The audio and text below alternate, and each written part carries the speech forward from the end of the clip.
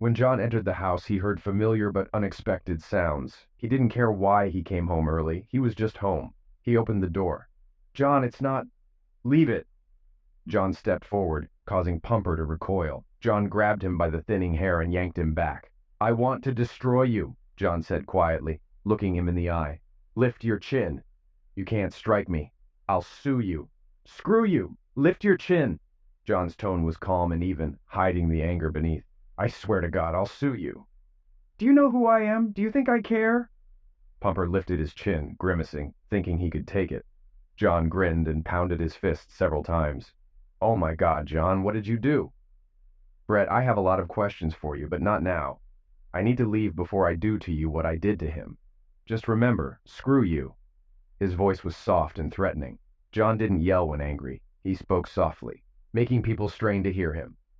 "John, do you even know who he is?" Her eyes widened, hands covering her mouth. "I'll tell you what I told him." "Do you think I care? How could you do that in our bed?" "Screw you." John walked down the hallway, ignoring Maggie's pleas to stop and talk. "Leave me alone." He left the house, got in his truck, and drove to the liquor store for bourbon. He parked at Walmart, drinking straight from the bottle, watching traffic. When the phone rang, he glanced at the screen and ignored it. Maggie kept calling and texting. Finally, he answered. "Hello?" "John, where are you? Come home so we can talk. We need to get past this." "It's over." "You mean Brett?" "No, he woke up mad, threatened you, and left." "That's good to hear. Did you enjoy him again?" "No." "Never mind, I don't care." "John, how could you ask me that?" "I can't imagine asking that to the strumpet I married. Don't call again." "John, where are you?" He hung up and returned to his bourbon. The next morning, he felt the pain of sleeping in his truck. He needed coffee and a bathroom. It was 7:30 a.m. He bought jeans and a shirt at Walmart, then changed in the truck. At the office, he found 37 messages, 20 emails, and 3 missed calls, all from Maggie. Bob entered his office waving a hand. "What the hell is this? Are you drinking it or bathing in it? Smells like Maker's Mark 2019. Such a good year." John smiled. "Bad day yesterday. Worst night." He hung his head. "Crap. What's up, buddy? Maggie unhappy? If you show up smelling like that, she'll be more pissed." "Screw Maggie." John looked at Bob. "You never did that, right?" "You're kidding?" "I did, right before you tore my head off." "What's the matter?" "I got back early. She was in my bed, in my bed." "Oh, crap. Are you sure?" "I stood in the doorway, took a look." He showed his abraded hand. "Strike the crap out of him." "Oh, crap." "Someone from the law firm. He wasn't answering questions when I left." Softly, Bob asked, "Did you destroy him?" "No, he's coming after me, that bald prick." "It would have been better if you did. A crime of passion. Now it's premeditated. You're screwed." "I know, I loved her." "Why?" His voice was anguished. "I gave her everything. Loved her more than I thought possible." "Why?" A tear rolled down his cheek. "Have you asked her?" "No, I don't want to talk to her." "You'll never get answers if you don't." "I know. I don't want to know. Screw this. I need to disappear."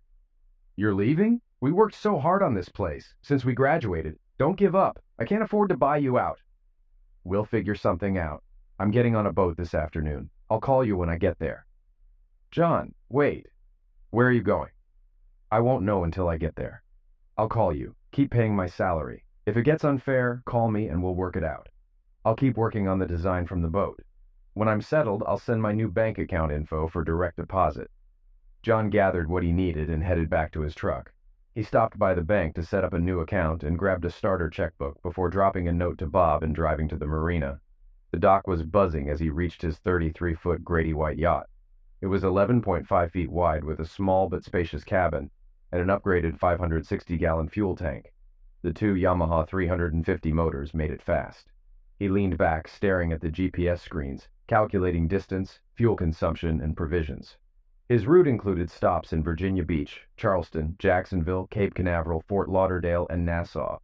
At a couple of hundred miles a day, he expected to reach Nassau in a week or two, depending on the weather. A storm from the Gulf could delay him, but he hoped it would head north. Planning helped distract him from his pain. He needed to leave quickly, fearing he'd be found before he could escape. Once at sea, he knew he'd be alone for a long time, facing the dangers of solo travel. His phone rang, but he let it go to voicemail. The message read, You have to talk to me. Don't just walk away from us. This enraged him. Don't walk away from us. Had she thought of that when she slept with Pumper? He called her. John, where are you? I've been worried all night and day. Where are you? It doesn't matter. I want answers, John. Just come home and talk. Please don't give up on us. You already gave up. Remember the event at school? That was a mistake. I should have trusted my intuition instead of my heart. Now I'm screwed. John. Maggie sat at her desk, staring at a photo of John, tanned and smiling while holding a fish. He was always fishing or traveling for work. She'd traveled with him a few times, but hated the places he went, like Mountain Home, Arkansas, and Monroeville, Alabama. The last time she joined him, he was in the oil fields north of Guatemala, and she was miserable. She knew she was a complainer, grumbling while he worked in the heat. He came back exhausted, and she dragged him to parties. He didn't want her to work, but she needed to stay busy. She went to law school, got her degree, but settled for a paralegal job. She loved the excitement of the legal environment, the big cases, and the energy. One day, a junior partner called her into his office. Maggie was well-built and confident.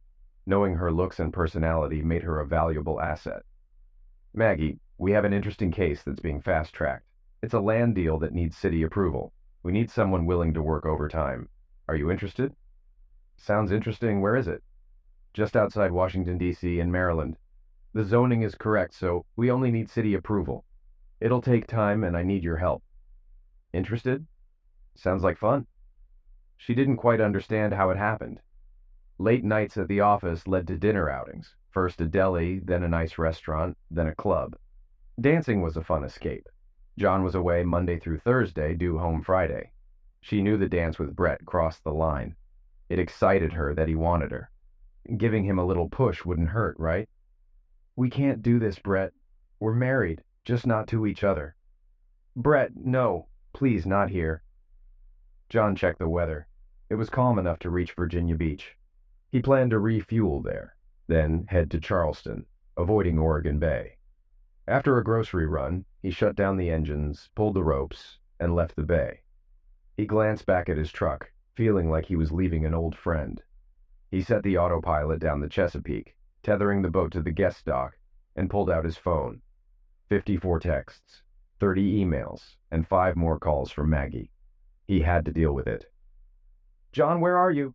You have to listen to me. This doesn't mean anything. You're talking about our marriage. No, it meant you lied, and our marriage is over. When did it start? John, please come home. We need to talk. I'm not coming home. Where are you? Gone. You won't find me. You left town? Where did you go? Away. You tore my heart out. John's voice broke. Screw you. Don't call me. I'm dead to you. Goodbye. John, please, don't go, please. Bye, Maggie. Have a happy life. Brett, let's go. John's gone, and Barb's not expecting me. Maggie was shocked, but followed Brett to his car.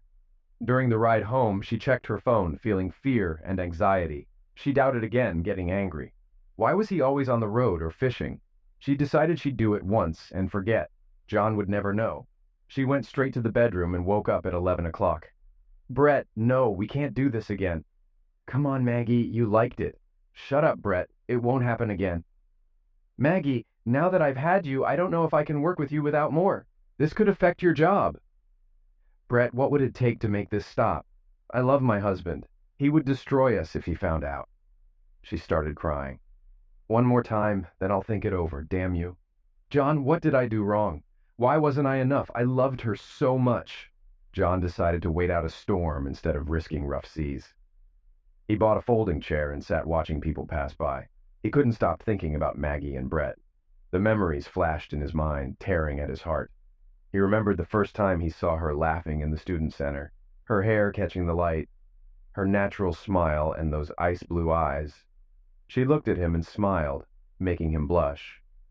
He gathered his things, thinking she was out of his league, but their eyes met as he walked past. Hi. Hi. She's so cute. And he's not brilliant, but not creepy either. I hope she remembers me. I'll remember her. A few nights later, he was at the frat house door. The keg was full. Hey, I saw you at the Gull's Nest, right? He turned and saw her. Yeah, I think so. Why didn't you say hello? I did say hi. But you didn't stay and talk. Why? I didn't think you'd be interested. He blushed. You don't talk much, do you? Not really. You're making this hard. You're very direct, he said, smiling. It's an art. She flipped her hair, laughing. John fell for that laugh again and decided he'd do almost anything to hear it more. She's out of my league. I should leave now. I should go. I have a test tomorrow. Wait, what are you studying? Engineering. I have a test on thermodynamics. I don't know what that is. I like engineering because it has rules that can be creatively applied. I'm not sure what you mean. She smiled expectantly. Here's the point. If I look at you from across the room, you're at least a 9. If you're smiling, a 9.5. Laughing, a 10. I'm a 5, maybe a 6. She laughed. Don't date someone more than 1 or 2 levels above you. The lower rung will suffer. I'm just that kind of person. Come on, you don't believe that. Absolutely. I worship you, convinced you don't walk on water to keep your shoes dry. I'm obsessed with school or projects. That's just who I am. He smiled, and she found it cute, almost boyish. I'm also absent-minded and sloppy. No, you're not. I just tolerate mess well. He smiled, blocking out the party noise. You'd start smiling less and not laughing at all. Then some great guy would find you, and you'd think you deserve better. Eventually, you'd hate me, and I'd leave heartbroken. We should skip to the end to avoid the pain. You're crazy, she laughed. In my mind, we had a relationship and we parted as friends. Have a good day. Have a happy life. He whispered in her ear, Goodbye, my love, and walked away. She stood stunned, watching him disappear into the darkness. She tried to follow, but couldn't catch him. 2 days later, he was reading in the student center when she, a bubbly blonde, approached. Hi, Mindy, this is my ex. We were happily married for a while until he had lost confidence and left. Hi, ex. Hi, Mindy. He doesn't even know your name since you weren't married. Well, we might as well have been. What's your name? If I'm going to pine for a lost love, I should know your name. John. Maggie. She shook John's hand with a firm grip, yet her hands were incredibly soft. They talked until it got dark, noticing Mindy had left. Thanks for the time, Maggie. Have a good weekend. I'll be looking for you, John. If you asked me out, I'd probably say yes. Maggie, your 10 against my 5 won't work. Looks aren't everything, and you're definitely above a 5. Now that I know how smart and sweet you are, a 10 doesn't fit. In my eyes, you're closer to a 10. Don't sell yourself short. You're tall, muscular, but not too much, and you have a beautiful face. Why do I scare you? She looked at him, noticing his unique brown eyes. When you laugh, my heart gets lighter. Your smile makes my knees weak. Even when you talk about boring subjects, I hang on every word. I'd do anything to make you laugh. She laughed, and he smiled thoughtfully. You don't talk about your problems and think about others. That's irresistible. I'm scared you'll break my heart someday, and it will be my fault. Did you just say you love me? Yes, I have to go now. See you later. John, wait, she called out as he crossed the room. Please don't make me beg. Just meet me for dinner tomorrow. He hesitated, then shook his head. I have a test Thursday morning. How about Thursday night? I can't Thursday, but Friday works. Sure, meet me here at 6.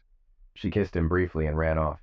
He watched her through the window, then noticed the guy next to him laughing softly. You're done, kid. She won. He leaned back in his chair. The rain wouldn't stop. Feeling cold, he went to the cabin, crawled into bed, and tears mixed with the rain on his face. He missed her terribly. He vowed never to make the same mistake again. John woke to sunlight streaming in. He made scrambled eggs and sat at the small table, remembering how much it hurt to think of Maggie.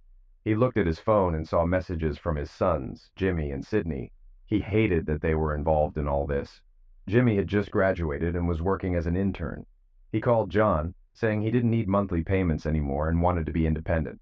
Sid, a scholar working on his doctorate, loved the sea like John.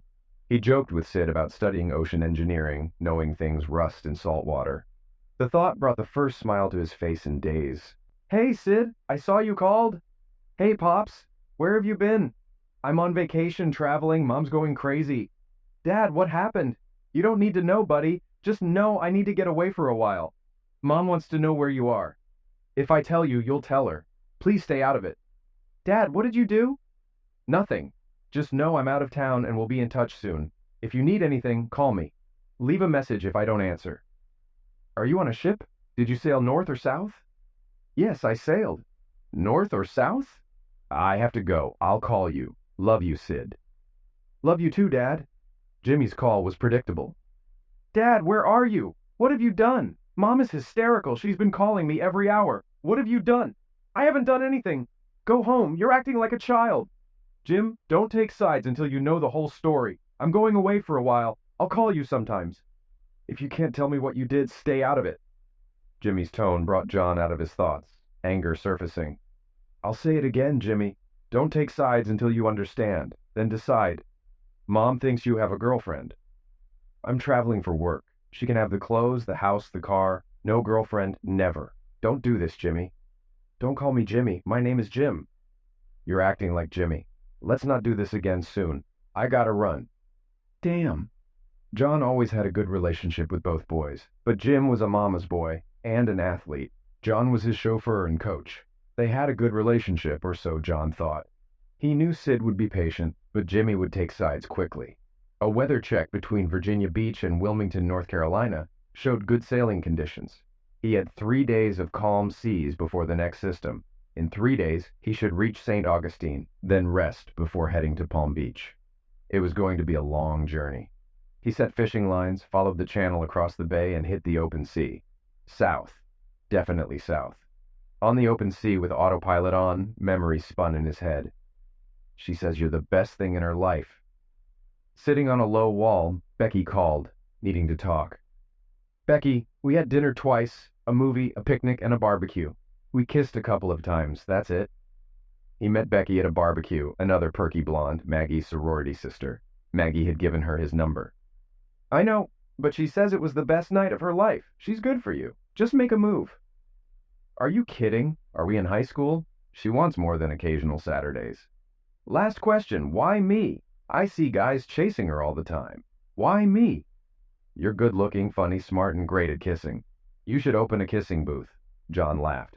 I'll call her. We can talk, but it has to be a relationship. Becky laughed. Please call her. She's moping because she hasn't heard from you. Does she know phones work both ways? She could have called me. Becky glared. I'll call her. John met Maggie at the sorority house door. She was waiting on the stairs as he approached. Hi, Maggie. Hi, Becky. How are you? Hi, John. She turned to Maggie, brushing her shoulder as if removing lint. Don't be late, dear. I'll be waiting upstairs. She laughed and ran up the stairs. John, can we talk? Sure. Here? No, too many eyes and ears. Let's walk. As they walked across the field and sat on a bench, Maggie began. John, do you like me? Do you find me beautiful? We covered that before. Of course I want you. Every guy wants you. What's the problem? A Porsche drove by, and a guy leaned out. Nice baby. Let's go for a ride. John smiled, and Maggie gave the guy the finger. That's the problem, Maggie. Every guy wants you. I need exclusivity. I'm not competing for your heart. John, I'm not interested in anyone else. When I saw you at Bogart's last week, it didn't seem that way. Holding hands with that guy? He doesn't mean anything, just a date between friends. Why didn't you tell me? I need exclusivity. I can do that. What about when I have to travel for work? Will you wait for me?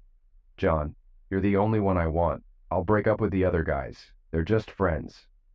Maggie, I need trust. Once it's gone forever. John, I promise I'll never lose your trust. So we're officially in a relationship? John blushed, which Maggie found sweet. Yes, John, thank you.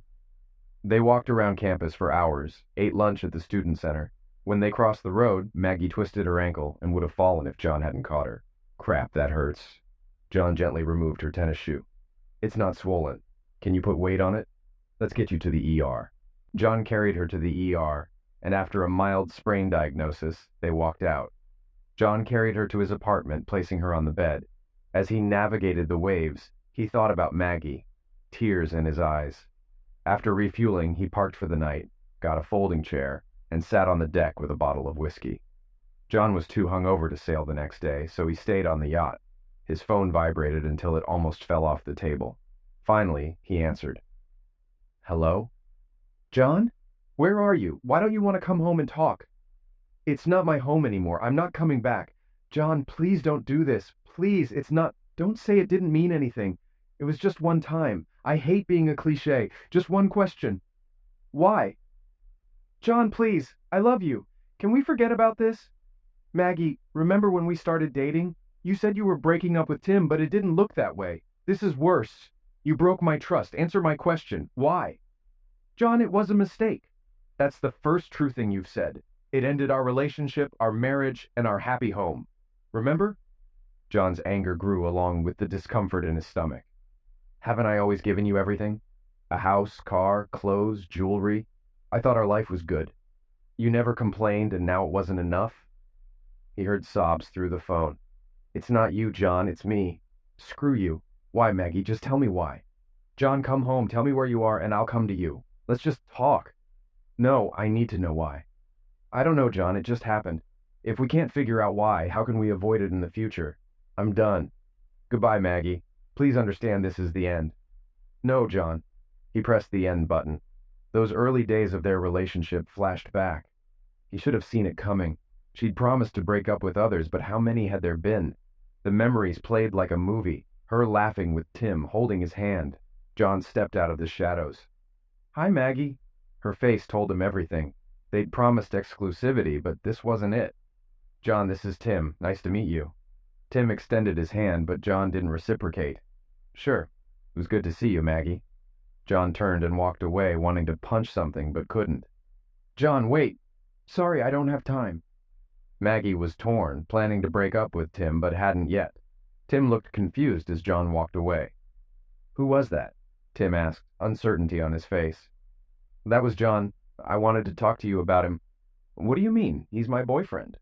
Then why are you here with me? I wanted to tell you face to face, maybe over dinner. I don't blame him for being mad. Bye, Maggie. Tim, wait. John went to the library but couldn't focus. He gave up and went home. Hey, you're here. That girl you were talking about keeps calling every 20 minutes. The phone rang. I don't want to talk. What should I tell her? Tell her I'm not here and to stop bothering you. What did she do? Run over your dog? Hello? Ray answered. No, he's not here. I don't know where he is. He's not here. Ray hung up and smiled at John. Let's go get a drink. I'll buy the first 3 rounds. Ray pulled John into bed late at night after listening to him talk about Maggie. Once John got drunk enough, he started sharing everything about how he met her, their dates, and his feelings. Ray was relieved when John finally calmed down. A good drinking session couldn't cure everything, but it helped. John left campus after his exam and spent the week at home with his parents. His dad had gotten him into yachting with their 32-foot Nicholson yacht. John loved the sea, the wildlife, and cruising after dark with dolphins chasing the boat. He loved the night sky near the shore, where stars were so bright. He regretted not sharing this with Maggie. Maggie was waiting for him when they docked. How did you find me? I didn't want you to. I looked for you. When Ray said you were gone, I saw an envelope addressed to you. I went to your house and spent the day with your mom. I told her what happened. She said you'd be back today. I was afraid I missed you. She warned me not to expect a warm welcome. Said you don't open up often, but knew something was wrong. It's not like you to drop out of school. She was right. I don't want you here. Why not, John? I told you I was ending things. I said it would take time. Did you sleep with him? Why are you asking that? No, I didn't sleep with him. Not this time. You know I'm not a maid. We agreed to be exclusive, and I've kept that promise. Tim didn't get that. He left me in the restroom. I never saw him again. John, he's gone. You're all I need, please. He was about to leave. Seeing you with him hit me hard.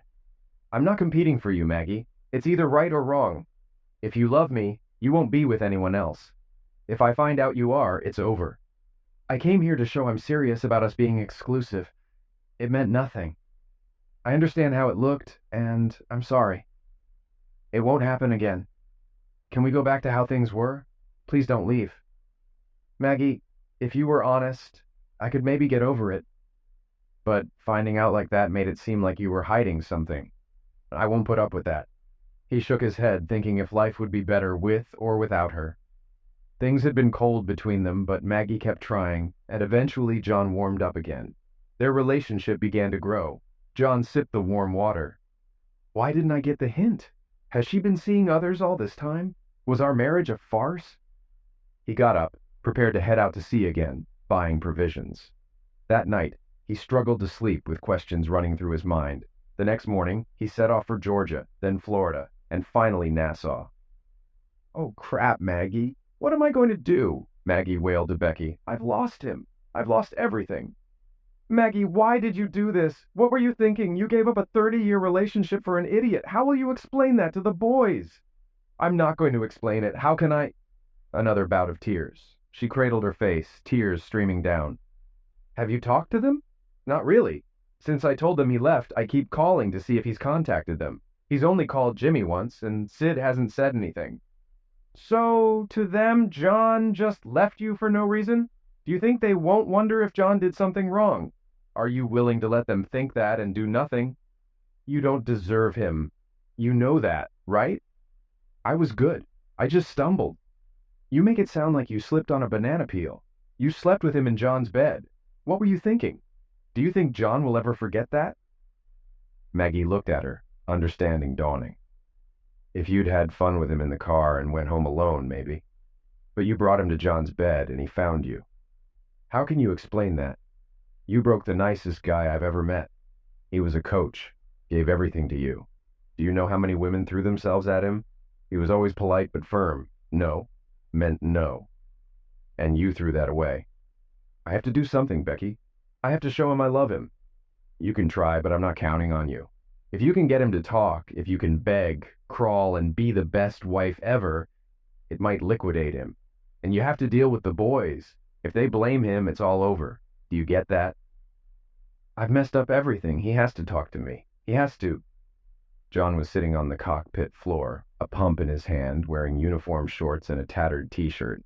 His tan had darkened under the Caribbean sun. "Hi, I'm Sarah." "Hi, Sarah." Without looking up, he noticed a locking ring on the case. If he turned it, it might come loose, and he could unlock it. "What are you doing?" "Fixing the pump." "Why?" "It's not working." "Where does it go? What's it doing?" "It pumps water into the well." "Okay, now I know less than I thought." The sarcasm made John look up. She had long blonde hair, slim but not skinny, with the sun behind her. He couldn't see her eyes, but saw her smile, and he instinctively smiled back. "There's a tank for the bait fish," she explained. "This pump takes water from the ocean and feeds it into the tank. The water then overflows back into the ocean, keeping it fresh and oxygenated. That way the bait stays alive." It was the longest conversation he'd had in weeks. "That was nice." "What was nice, Sarah?" John asked. "You explained it well, not like I was stupid, thank you." "You're welcome." "You don't talk much, do you?" "Not usually." "Can I come aboard and take a look?" "Sarah, can I help you with something?" "I'm trying to fix my pump to go fishing. I'm sorry if I'm bothering you. My parents thought swimming here would be good for me, but it just reminds me of bad things." John saw the pain flash across her face. "If you want company, I'm not the best choice. I try not to think about bad things." "Are you here alone? Where's your family?" John shuddered. "The ex stayed home. The kids are grown." "You came here alone on this boat?" "Yeah, I need to buy a new pump. Stop by later if you want." "Can I come with you?" "Where?" "To buy a pump." "Sure, but I need to stop by the provision store." "Will you wait for me? I need to tell my mom." "Sure." John watched her run to a 60-foot sailboat. She looked like she was in her early 20s. A man peered out of the cabin, and John waved timidly. The man didn't wave back. When she returned, John noticed she was actually in her early 30s, with small crow's feet and creases at the corners of her mouth. "Do your parents mind if you come with me?" "They're just overprotective. I didn't have the best time before we came here. I'm sorry." They walked in silence, the steel drum music growing louder as they approached the marina office. There was a tiki bar with a sandy floor. John asked, "Would you like a drink?" "That would be nice. Are you sure you don't mind?" "No, I haven't talked to anyone in weeks." "What do you need right now?" "A glass of white wine." John smiled. They sat at a table away from the bar. The afternoon breeze picked up, easing the summer heat. "So, John, how long have you been here? What's your story?" "I went through a rough divorce, and my parents brought me here to get away. They rented a boat to escape our problems." She laughed, a mix of musical and sad. Her teeth were dazzling white, and her eyes a soft green. "What's wrong with that? They care about you." "A bad divorce, and I'm stuck on a boat with my parents who've been in love forever. It reminds me of what I'll never have. I love them, but it's hard." A tear rolled down her cheek. I'm sorry to dump this on you. I have to go. Sarah, please don't go. I understand more than you think. She can't be old enough for all this, John thought. John, I'm almost 30. It all came crashing down in 15 minutes. I left and never went back. I'm so sorry. Are you divorced now too? No, didn't go through that process. Have you talked to her? What happened? I talked to her a few times on the way here. Mostly questions from me, not many answers. It took a week and a half to get here, and I've been here almost a week. Sarah leaned back and looked at John with an expression of sadness. It was the most caring look John had seen in months. John, do you want to talk about it? Maybe someday, but not now. When are you coming home? We have 2 weeks left, but maybe sooner. Dad had trouble steering, and Mom and I don't know much to help. Your dad must be really frustrated. John checked his phone. 23 unread messages. He opened the marine weather app. Strong winds tomorrow, but the next day looks fine. Maybe we can take the boat out. Do you think your dad will let me help steer? I wouldn't want to hurt his feelings, so maybe don't mention you know how to sail. My dad had a 30-foot sailboat when I was younger. We sailed a lot. It's not much different. Will you have lunch with us tomorrow? Can you help my dad? It would mean a lot to him. Sarah looked both excited and nervous. I think we can work something out.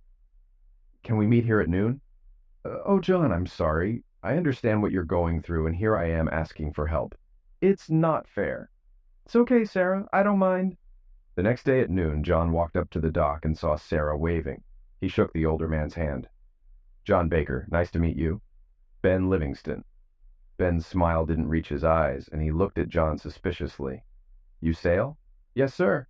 My father had a 32-foot Nicholson yacht. We sailed instead of doing other summer activities. John, this is my mom, Beth Livingston. Beth looked like an older version of Sarah. Hi, John. Thanks for meeting us. Sarah told us you sail, and Ben is excited about getting out on the boat tomorrow. We don't want to impose, but it would be a big favor. Ben and Beth asked questions, testing John's sailing knowledge. They knew more about him than he expected, including his recent divorce and struggles. They understood he was an engineer, out of touch with his office for almost 3 weeks, and close to facing the world again. The schedule was set. John lay on the bow of the boat, feeling the light breeze and watching the calm water. Sarah settled beside him, looking at the sky. Penny for your thoughts, John. They're not worth a penny. I'll probably have to pay you. You've made my dad happier than I could have imagined. He's better off than he thinks. I just gave him confidence. What will you do now? I think my break is ending. I need to contact the office, sort things out with my kids, and start dividing things with her. Stand by, shouted Ben from the helm. He's in his glory, said Sarah as John rose with a rare smile. It's good to see. Look at how your mom is watching him. A cloud passed over John's face. I thought I had everything figured out, sorry. John adjusted the sails, ensuring they caught the wind and the mainsail didn't flutter. He noticed they were heading towards the harbor, realizing the day of relaxed sailing was ending. He settled back on the sailbags. I'm not looking forward to it. I understand. I went through this a year ago, John. Whatever happens, I'd like to stay in touch. Sarah's heart pounded, but John heard it. I know it's not the right time, but you've reminded me there are decent people around. She blushed, glancing at him and quickly looking away. Decent men, Sarah. If only we'd met at another time. Later, after lowering the sails, John docked the yacht and secured the ropes. He turned off the diesel engine. That was fun, Ben. Thanks for a great day. It brought back good memories. Thank you, son. Would you mind another day this week? Ben smiled hopefully, his silver hair ruffling in the wind. He looked genuinely happy. I'd love to, but I'll need to adjust my schedule. Can I call you back? Sure, just let us know. I know Sarah will love it. I'll love it too, sir. Are you all set, or do you need help washing the boat? I think the women are already on it, but thanks. Ben smiled and gestured for Sarah and Beth to wash the deck. I'll be off then. Have a nice evening. John slid off the side onto the dock, smiling. I'm going. I feel like a British captain in Wubby too. He laughed at himself as he walked back to Down Deep. Crawling onto the boat reminded him of his loneliness, making him feel even more alone than before. Maybe he was starting to feel again. Anger surged in him, and he picked up his phone and turned it on for the first time in a while. Ignoring voicemails and texts, he dialed Bob's number. Holy crap, you're alive. John, where are you? I'm in Nassau. No crap? How are you, buddy? You okay? I'm still pretty pissed off, Bob. I know. I have a job to do while I'm here licking my wounds. Yeah. John, we've got a problem with Alexander's account. Their valve and elbow keep failing. Can you design a fix? Can we move the valve or eliminate the elbow? Do you have time to figure it out? Email me the plans and I'll take a look. I'll send you something by the end of tomorrow. If you do that, I won't feel so bad about your direct deposit tomorrow. Hold my direct deposit for a day or two. I need to divide things up, square up my investments. She calls every day asking if I've heard from you. Can I tell her we've been talking? As long as you don't say where I am, you can tell her we talked. Tell her I won't speak to her until she tells me the reason. I have told her that, but it wouldn't hurt for her to hear it again. How do I get in touch with you? I've called your cell many times, but I keep getting voicemail. I haven't turned it on. I'll call you every day at 3 o'clock unless I'm fishing. If I'm out, I'll call you when I get back. John and Bob talked for over an hour about various projects, equipment startup, maintenance, and personnel issues. The normal conversation struck John after he hung up. Dad, where are you? This isn't funny. Mom is furious, calling me every day. Jim calls too. What happened? Asked Sid. Sid, I don't want to go into details. It was bad, and I don't see us recovering. Mom said the cops are looking for you. What did you do? I slapped someone. Hard a few times, but not hard enough. That doesn't sound good. Dad, when are you coming home? I'm not sure. I'll visit briefly. I need to get things in order first. Where is that, Dad? Not in the village. I'll tell you once things are settled with your mom and you can visit. Jimmy's furious. He said your last conversation didn't go well. He wants to know what you did to Mom. She won't tell us. Just cries a lot. He'll get over it, and so will she. Come on, Dad. Just tell me what's going on. Please. Just know that I'm fine and I'll be back soon. I'll let you know when I get there. Maybe we can have dinner. Kristen will be happy to see you too, Dad. Tell her I said hi, and I'll call her in a week or two. John ended the call, pulled out a chair, and uncorked a new bottle of whiskey. John woke up to Sarah tugging on his arm. Come on, John. You need to go to bed. You shouldn't be here. Not right now. I'm not a good person. Bull crap. Get up, go to bed, and we'll talk in the morning. You know you're beautiful, right? In your condition, everyone is beautiful. Not everyone. Sarah smiled as John stumbled down the steps to the cabin. She laid him on the bed, pulled the covers over him, and kissed his forehead as he began to snore. We'll talk in the morning, John. She watched him for a few minutes before quietly leaving the boat. John woke up trying to count his recent hangovers. For some reason, it seemed important. John, get up. I've got eggs and bacon for you. John stumbled to the stairs, and Sarah laughed. You did better last night. Yeah, about last night. Was I an idiot? If so, I'm sorry. You told me I was beautiful and that you loved me. If you meant it, fine. If it was bullcrap, then yeah, you're an idiot. Oh, crap, I'm sorry. I mean, yeah, you're beautiful, but John, I'm kidding. Relax, but I'm going to make you talk to me this morning. Can you dim the sun? It's awfully bright. John covered his face with his hands. It's good for you, vitamin D and all that. So, John, what's wrong? You really want to know my full and crafty story? Pardon the language. Yeah, I want to know what's eating you up inside, John. Keeping it all inside isn't healthy. You know, I caught her cheating with her boss. You say caught, but what do you mean? Heard her talking? Saw her somewhere? No, I walked in on them. It's a sight I can't forget. Oh, crap. What did you do? I punched him 3 times as hard as I could, looked at her, and left. And have you talked to her since? A couple of times on the way here. I told her I wouldn't talk to her again until she told me why. She didn't answer, so I haven't spoken to her since. You look like you're in pain. Can't you stop thinking about it? You drink yourself into oblivion every night. I loved her, Sarah. Loved her with all my soul. I cherished her. Your use of the past tense seems final. No chance of reconciliation? None. The luster is gone. We had an issue early on and I dealt with it. But this, I'll always remember that look. It makes me doubt myself. Am I not good enough? Bad in bed? Is he better? Sarah laughed. John, men worry about size more than women. For most women, it's emotional. The mind is the biggest erogenous zone. Then I must be lacking in skill. He was a little bald prick. I know I'm not handsome, but he wasn't much better. Don't underestimate yourself, John. She told me that once. Didn't help much. I should have known it would happen. Knew what? How did you know? I had a rule in college, never date someone more than 2 levels above you. The one below always suffers. Here, I was the bottom feeder. John, if she's that high above you, she must be stunning. But don't forget, she's a cheater. Are you sure it's over?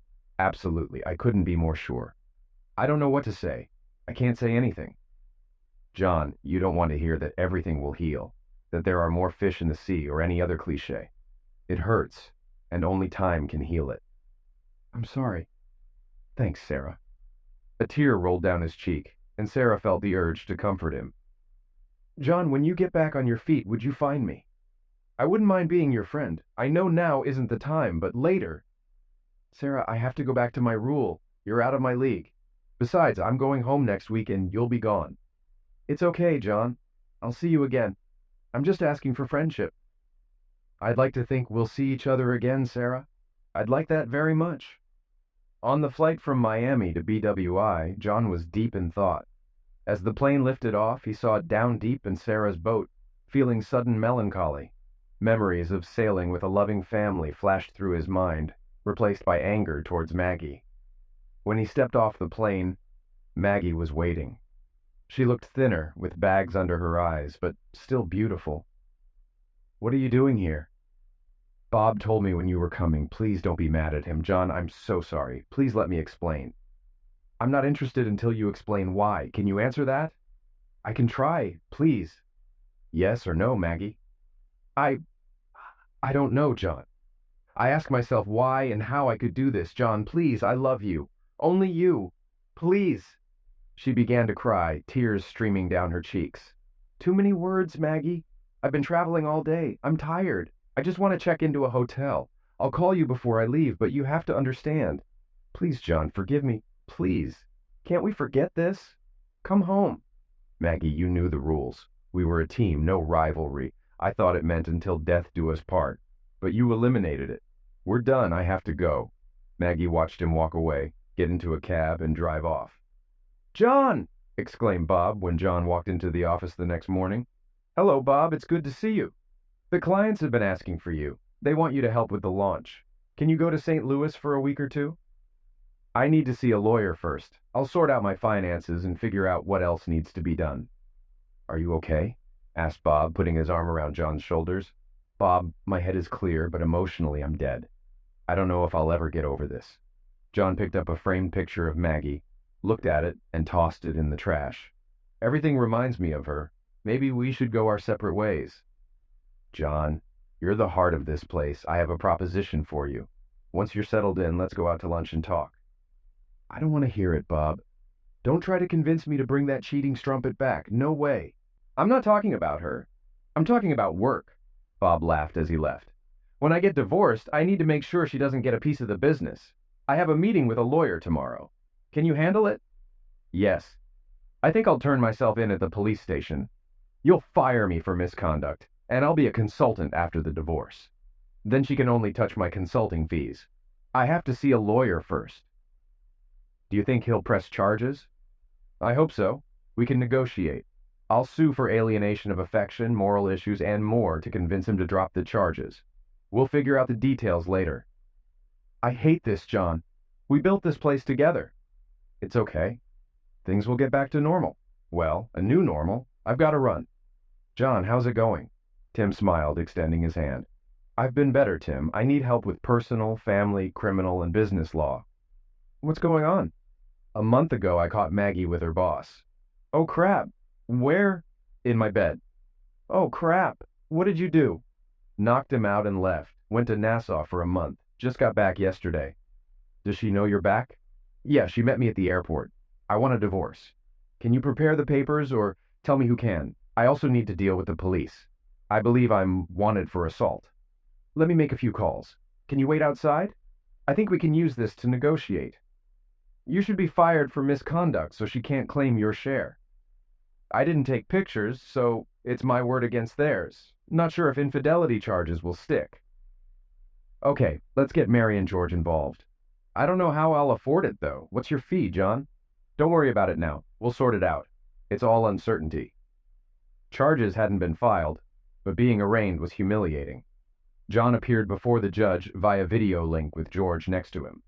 Mr. Baker, it says here you assaulted Mr. Brett Gunaris, striking him several times. How do you plead?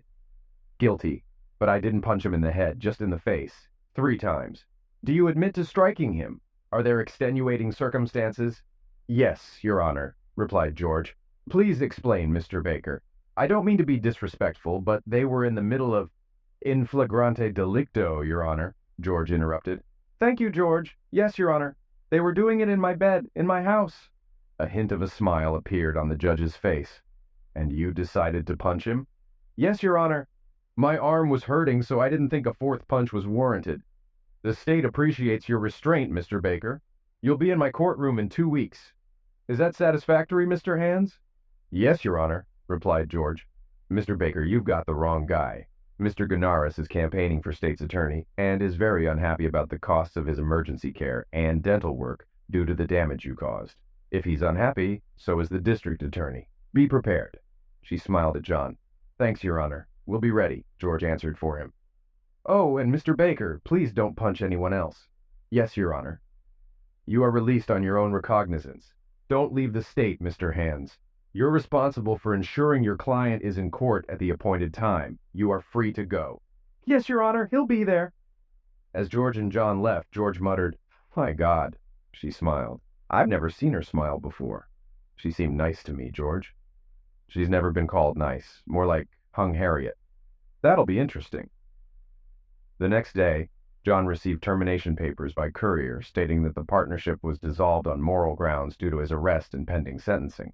He took the letter to Tim's office and tossed it away. Now there was nothing left to do but wait. The yacht was still in Nassau. He couldn't leave the state and was unemployed. He drove to the bay in a rented car, sat on the shore, and watched the water until it was too dark to see. The next day, at 11 a.m., as he sat in his hotel room, the phone rang. Hello? John? John, please don't do this. Maggie, I told you I won't talk to you again until you give me a reason. I didn't mean for this to happen, it just did. We were working, had a drink, went dancing, and then it just happened. Maggie, do you know how much this hurts? You ripped my heart out. I thought we'd grow old together, play with our grandchildren. Now it's all gone. John slammed his hand on the table. John, please let me explain. Let me show you I love you. Please meet me. Explain, one try. Then you sign the papers and we move on. I'll have a lot of free time soon, probably in jail. Oh my God. John, how did you get fired? You were partners. Moral clause. If either of us is accused of a crime, the company goes to the other. I have a court date next week. I won't let him do it, John. I won't. You don't have a choice. Are you still working with him? Please meet me. Let me show you I love you. Her evasiveness didn't go unnoticed. It's too late. I just want to settle my affairs and leave. Please, just lunch? We can talk in a public place. Okay, tomorrow at Deluige in Little Italy, noon. Okay, John, thank you. I love you. Don't say that. And don't call me that ever again. You've lost that right. Okay, John. I'm sorry. He was sitting against the wall when she came in. She looked as beautiful as she did in college, though with a few extra pounds and red eyes. Maggie! He didn't stand up as she approached. No hugs? She asked with a strained smile. No. John, you're so cold. We've spent 30 years together. You had fun with another man in my bed? How many times? How long? It was only once, John. Do you expect me to believe that? I don't. It was a mistake. It just happened. You make it sound like you slipped on a banana peel. You don't have to be rude, John. Isn't that what Becky said? John, I'm so sorry. I can't believe you've lost your company. Are you going to fight it? No. It's in the contract, just like the morals clause in your job. I'm going to sue him for alienation of affection and your firm for not honoring the morals clause. John, you're just trying to hurt me. I deserve it. Say whatever you want and I'll take it. Just let me show you I'm sorry and that I love you. Remember Tim in college? That was your only chance. Yes. You won't have another. How would you feel if you came home, excited to see the love of your life, and found him with someone else in your bed? Oh my God, John, I'm so sorry. I wasn't thinking. You weren't just seeing me in your head at that moment, were you? It hurts, John. Pain sucks, doesn't it? You want to feel pain? Try the boys calling and asking what you did wrong. What did you tell them? I I didn't. I just asked where you were. Her sobs made her words fragmented. You have to take responsibility for your actions. Until you do, nothing will change. I don't know if I'll ever get over it or trust you again. I told you this would happen back in college. You're a 10 against my 5. I'm done. If I don't end up in jail in the next 2 weeks, I'm out of here. Where did you go, John? I know you were on the boat. I found your truck and took it home. It's in the driveway. Give it to one of the guys. Give it to Sid. He hasn't accused me of anything. I don't know what's going to happen to Jimmy. You think... You think I have a girlfriend? Maggie's face went pale. Oh, God, no. Tears flowed uncontrollably. I'm so sorry. What have I done? You've ruined this family. I don't believe you anymore. John, please believe me. It was just one time. We came home from the bar, and it happened. You slept with him in my bed. The most vulnerable act you can do to another man in my bed. Anger flared again. Yes, John, I'm so sorry. I can't deal with this. I'm getting out of here. Don't call or write me. Deal with the boys. If they call me, I'll know you took responsibility. I'll let you know if I don't go to jail. If I end up in jail, you won't be my only call. John stood up, threw some money on the table, and walked out. Maggie reached for him, but he brushed her off. Mr. Baker, the judge said, I see you've taken responsibility for your actions. You're driving a little fast, but otherwise you haven't broken the law. She looked at the papers on her desk, then at John. Do you have any statements? Anything to say about your punishment? Your Honor, I'm sorry my actions brought us here. Sorry for wasting your time. I wish I could say I won't do it again, but if I caught my wife... He looked at George. In flagrante delicto. The judge smiled as George whispered. Yes, that's right. I'd be inclined to punch him again. I'll try to restrain myself. Mr. Baker, are you working? I was fired due to the morals clause. I'd like to come back, but it depends on today. The court believes you made a bad decision under extreme stress. I'm treating this as a PBJ. Do you know what that means? No, Your Honor. It means I'm not declaring you guilty or innocent. I'm giving you probation until sentencing. This stays on your record for 5 years. If you commit another crime in the next 5 years, you'll serve time for that crime and this one. Double or nothing punishment. Can you behave yourself? Yes, Your Honor. It will help me restrain myself. Your attorney will have papers for you to sign. You're free to go. Thanks, Your Honor. John turned to leave, glanced back at the judge who smiled at him, and left the room. The lawyers, John and Bob, sat at the table. I can't believe it, John. I've never seen her so easy on anyone before. PBJ for assault is rare. How will this affect our plan? How do we protect the business from Maggie? John, just go back to work. If you don't, we may not have a business left to protect, said Bob. I'll keep working for the business. Tim, what if I go back as an employee, not as a partner? When this is over, Bob can promote me back to partner. That could work. Let me review the partnership agreements, see what provisions apply under PBJ. You're not convicted, but we need to follow the book. Has she signed the papers? No, not yet. Bob, I'm going back to Nassau. I'll work remotely and figure out how to get her to sign. I might head to St. Louis next week. Are you sure, John, that you don't have a way back? No, I'm done. I just want to move on with my life. John walked down the pier toward the Down Deep and saw the empty spot where Sarah's boat had been. A wave of melancholy hit him, realizing she was gone from his life. He cherished the memories of their time together and the boat ride with her parents. She was proof that good, loyal women existed. Maggie watched John leave the restaurant, feeling his pain like a weight on her chest. She struggled to breathe, her hands shaking. She wanted to hold him, to make everything better as she had in the past, but she knew it was truly over. She kissed John in her mind one last time, feeling his warmth as tears flowed from under her sunglasses. Mom, really? Are you kidding me? Jimmy asked. You got caught in Dad's bed. Do you know where he is? No. I tried calling, but he won't answer. I think Sid knows, but won't tell me. Mom, I'm so mad at you. I can't believe you did this. I still love you, Mom, but I don't understand how you could do that to Dad. I have to call him. I hope he takes my call. He's out of the country, Mom. He doesn't want to talk to you or Jimmy. Sid answered the next call. Sid, please make him talk to me. Give me another chance. Are you still working with that guy? Yes, I have bills to pay, a mortgage. Find another job, Mom. Unless this guy means nothing to you, you're ready to leave the family. If not, the family will leave you. Sid, why are you being so rude? I'm not the one who screwed up, Mom. You did? Oh my God, I really screwed up, didn't I? Maggie hung up and sat at the kitchen table, her head in her hands, until dark. She moved to the bedroom and lay on the bed, unable to understand why everyone was so angry. It was just one slip-up, she thought. Tears flowed as she hummed the tune of a cheater's song, stuck in her head. The storm crossing the Atlantic was the fifth named storm of the season, expected to reach hurricane strength by the time it hit the Virgin Islands. It would impact Puerto Rico, the Dominican Republic, and possibly the Carolinas later in the week. Residents in the path were advised to prepare for winds up to 140 miles per hour and storm surges of 4 to 7 feet. John had 2 days to prepare for the storm.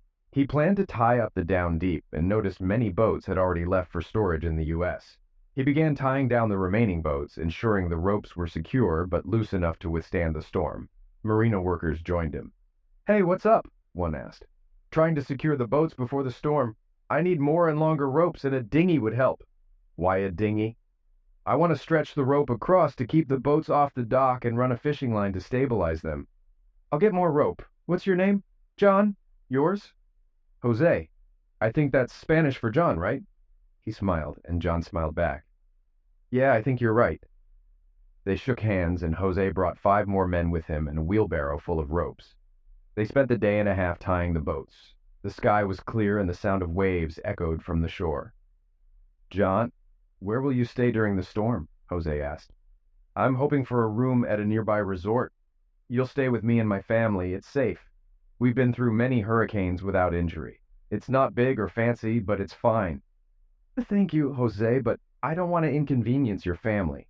Jose smiled his crooked smile. You won't bother us. You'll stay with us. He nodded, and it was settled. Let's get the house ready.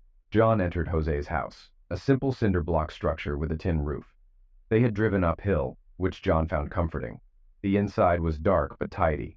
The main room was separated by a bead curtain. John heard an angry woman's voice from behind the curtain. Jose rolled his eyes and walked through, leaving John standing there. After a loud conversation that eventually quieted, Jose returned with a beautiful Hispanic woman in her 30s. She had long dark hair and a curvy figure. She extended her hand, and John shook it, noticing her soft but calloused fingers. You're Jose's new friend? She asked in broken English with a strong Spanish accent. Yes, ma'am. I'm here to help. Are you staying for the storm? Yes, if you don't mind. Okay. Thanks, ma'am. You work? I cook. John followed Jose outside. They secured the windows with pieces of corrugated tin, and neighbors joined in to help. They moved from house to house as the sky darkened and storm clouds gathered. John was too busy to call his boys or worry about the down deep. He focused on giving the boats the best chance to survive the storm. Back at Jose's house, they settled into canvas chairs on the porch. The woman brought 2 cold beers, handed one to Jose and the other to John, then silently went back inside. Is she your wife, Jose? John asked.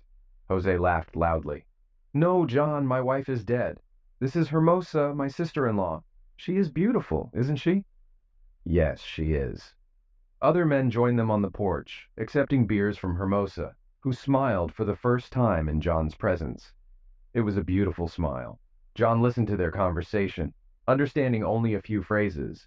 He watched the sky darken and felt the wind pick up, realizing the storm was approaching. He thought of Down Deep and felt he had done all he could to protect it and the community. As the rain began, the men thanked John and left. One man hesitated, then shook John's hand, saying, Thank you, John, for helping us today. You're a friend, aren't you? Yes, we are friends. You're welcome, sir, John replied. The storm hit, not as strong as predicted, but still powerful. The power went out as John slept on the couch. Hermosa came out from behind the curtain, pointed to the couch, and John got up to join her. He put his arm around her as she snuggled in. They sat like that for hours, her breathing even as she fell asleep. John eventually dozed off, too. He woke to find her looking at him with a mix of emotions. She was breathtakingly beautiful.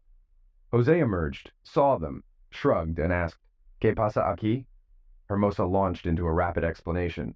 She said you helped her through the storm. She was scared, and you held her. She also said you were a perfect gentleman. But I'm not sure if she's happy about that or angry. Women, you can't understand them, can you? No, I can't, John replied.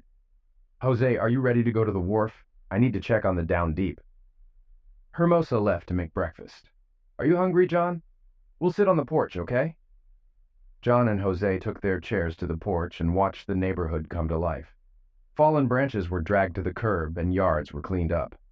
Hermosa brought them plates of scrambled eggs with spicy salsa and spiced beef. It was the most delicious meal John had ever eaten. John and Jose pulled fallen palm branches out of Jose's old Toyota pickup and prepared to leave. John shook Hermosa's hand, but she pulled him into a hug and said, "Thank you," in a strong Spanish accent. John bowed his head, got into the truck, and pressed himself against her. The trip to the marina was quick, with Jose swerving to avoid debris. At the marina, they found one boat flooded and another damaged, but the Down Deep was intact. Jose's crew arrived and got to work. Jose thanked John for his help, relieved they had weathered the storm better than expected. Jose, what about the sunken boat? Are you helping? John asked. Of course. Let's see what we can do. They found the needed equipment in the shed. John helped secure the airbags and ran the straps under the sunken boat. The ancient compressor worked, and the boat began to rise. They pumped out the water, and by nightfall, the marina was in good shape. Thank you, John, Jose said, pulling him into a hug. Are you coming with me? John asked. Thank you, Jose, but I'll stay on the Down Deep. Please thank Hermosa for everything. John started the generator on the Down Deep and charged his phone. He had several messages from Sid, 2 from Jimmy, and 1 from Maggie. There was also a message from an unfamiliar number. John, I heard about the storm and wanted to make sure you and the Down Deep were okay. I'd love to hear back from you. Sarah. After assuring Sid he was okay, he called Jimmy. Jim, hi, I saw you called. Yes, Dad. Sid was really worried about you. I'm sorry, Dad. Mom told me what happened. I'm sorry I blamed you. It's okay, Jim. I told you not to take sides until you knew the whole story. I know, Dad. Can you forgive her for the sake of the family? Jim, I can't. She destroyed my trust. I can't go through that again. Maggie sat with Becky, worried. Oh my God, Becky, he's out there in the boat. I hope he's all right. Maggie, he knows what to do. If anyone can get through this, it's John. What are you going to do? There was a knock at the door. Maggie answered it. Are you Margaret Baker? Yes. May I see some ID? Oh my God. Am I being served? Becky, he's really divorcing me. You've been served. Maggie took the envelope, sank onto the couch, and whispered, No, no, no, I'm so sorry. It was just one time. It didn't mean anything. Maggie, it meant something to John. 2 days after the storm, John was on the deck fixing the pump. What are you doing? Asked Sarah, standing there in a pink and white striped shirt. Sarah, what are you doing here? He walked to the side of the boat. I heard about the storm. I wrote you but didn't get a reply. May I come aboard? Let me get a chair. Where are you staying? I'm glad to see you. I don't know where to stay yet. The hotels aren't all open. I came straight from the airport. I'm sorry, John. That was stupid. What do you mean, stupid? I thought I'd never see you again. I couldn't bear the thought of you needing help. I'm sorry, John. I shouldn't have come. Sarah, the time we spent together was special. You're an amazing woman. Let's figure something out. Jose will help us. It's okay, John. A tear rolled down her cheek. I'm going back to the airport. Let's talk to Jose first. Hold on. John leaned over, kissed the top of her head, and went to find Jose. The next week, John and Sarah fished, sailed, relaxed on the beach, and spent time getting to know each other. When John left for St. Louis, they flew to the mainland together. Over the following months, they talked on the phone often. John rented a house on the island and set up an office. He arranged with Bob to return to the office for a few days each month, travel directly to clients from Nassau, and do his design work online. Bob promoted John to shareholder, and they opened an office with 5 engineers and support staff, working on island projects.